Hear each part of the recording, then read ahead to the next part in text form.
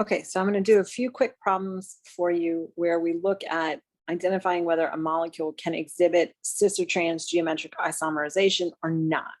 And so in your online homework, the problems are kind of given like this, where they're in that condensed format. And so you can't really see what's going on at that double bond. You really need to take what's given and then convert it to where you don't have to draw out the whole thing, but draw out the carbon-carbon double bond. So if we were to number this, right, we would go, let's see, one, well, no, it would actually go the other, no, we'll go this way, 1, 2, 3, and then that's a substituent for 5, right? So that is 1, 2, 3, 4, 5. So there's our numbered carbons, right? So expand out the molecule just at that carbon-carbon double bond and see what's attached to it. And then you can determine if it is available to do cis and trans or not. Okay, so when you look at it all the way drawn out, like it's all the way drawn out for us now, what I kind of like to do is go in and like highlight the main chain. So here's my main chain. And to know if this is cis or trans, we have to say, is the main chain going above and below, or above and above, or below and below, right? So here I can see that this one's going up, this one's going down. So this could be the trans configuration. I could rewrite that and I could put, let's just say this first methyl group over here, I could make it go down. If I made the methyl go down and the hydrogen go up and left the other side the same, CH3, CH2, CH3, then if I highlight my main chain, right, they're both going down. So I would end up, I've drawn here the cis configuration of that same molecule. So in A, can the alkene exhibit a cis-trans geometric isomerization? For A, the answer is yes. How about B? If we look at B and I find my main chain, here's my main chain.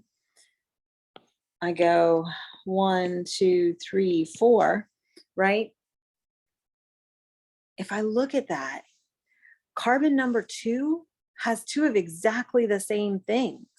So if I did it the way I'm highlighting there, well, that would be cis, right? They're going the same direction, but I can also do my main chain like this.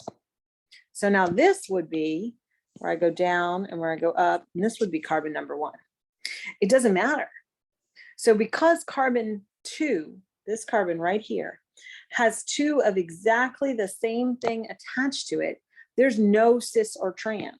So there's no cis/trans. So the molecule doesn't exist in that way because that one of those carbons has 2 of the same thing attached to it. Look at C. All right, let's see. Oh, right. This is really long. We got to kind of find our main chain here. So let's see. 3 long would do it. So let's see. We would go up and up. There's our main chain. Something like that, right? That gives us our longest continuous chain of carbons. But as I'm looking at this, what do you kind of notice about that middle carbon? So this carbon right here, what do you notice about it? Well, this carbon has 2 of the same thing attached to it. Now it's drawn differently, but it's the exact same thing. So here at the top, I have this as, it says CH3, CH2, and then it's attached to another CH, which has a CH3. And then that goes to my carbon that participates in the double bond. This here and this here are the same thing, right? And that means this and this are the same thing. So this carbon has 2 of exactly the same thing. So it doesn't really matter what conformation it's in, because it could either be cis or trans.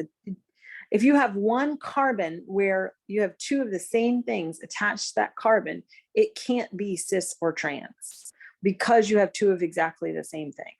Because I can't actually draw this in a cis or actually draw it in a trans configuration because they're all the same thing. Okay, Let's try D. So if we look at D, right? Okay, here's my main chain, right? And I look and I go, okay, my 2 carbons are participating in the carbon-carbon double bond. So this one, does it have 2 different things attached to it? Yes. Does the second one have 2 different things attached to it? Yes. Which means that this can have cis or trans configuration. So this one's going up, this one's going down. So that would be a trans configuration. I could redraw this one this way.